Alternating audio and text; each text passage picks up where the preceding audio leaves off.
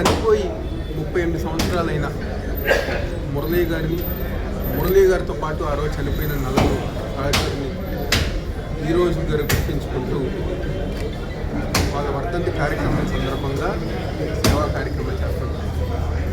అదేవిధంగా ఎన్టీఆర్ జిల్లా వైఎస్ఆర్ కాంగ్రెస్ పార్టీ కార్యాలయంలో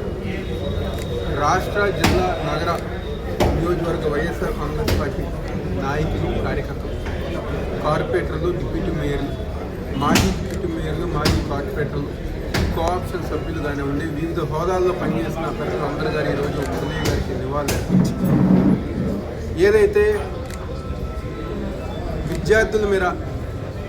ఆ రోజుల్లో జరుగుతున్న అన్యాయాలు కానివ్వండి, దౌర్జన్యాలు కానివ్వండి, దానికి వ్యతిరేకంగా యుఎస్లో స్థాపించిన గాంధీ గారికి, నెహ్రూ గారికి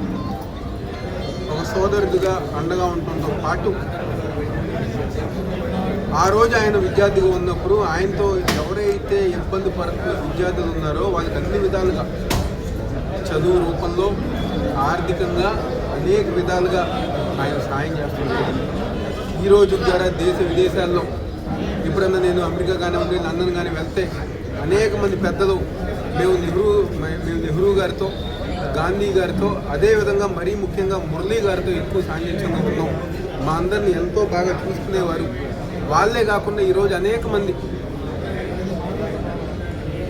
ఈ రాష్ట్రంలో మంత్రులుగా, ఎమ్మెల్యేగా పనిచేసిన వాళ్ళు కూడా మురళీ గారితో సాన్నిధ్యంగా రాష్ట్రంలో చాలా అనేక మంది ప్రభుత్వ ఉద్యోగాల్లో పనిచేసిన వాళ్ళు, రిటైర్ అయిన వాళ్ళు గారా అనేక మందికి మాకు ఉద్యోగాలు ఆ రోజు మురళీ ప్రోత్సాహంతో మాకు ఉద్యోగాలు వచ్చిందని చెప్పేవాళ్ళు కూడా చాలా. కాబట్టి చనిపోయి 35 సంవత్సరాలైనా ఈ నగరంలో సంబంధించిన లక్షలాది మంది గుండెల్లో మురళీ గారు చిరస్థాయిగా నిలిచిపోతారు. ఆయన ఆశయ సాధన కోసం ఏదైతే ఆయన విద్యార్థుల కోసం ఏ విధంగా అయితే పోరాటం చేశారో మళ్ళీ ఇప్పుడు అదే విధంగా యుఎస్ఓ తరపున అనేక సంవత్సరాలుగా మేము చేస్తున్నాం. రాబోయే రోజుల్లో మరింత ఎక్కువ చేస్తామని చెప్పని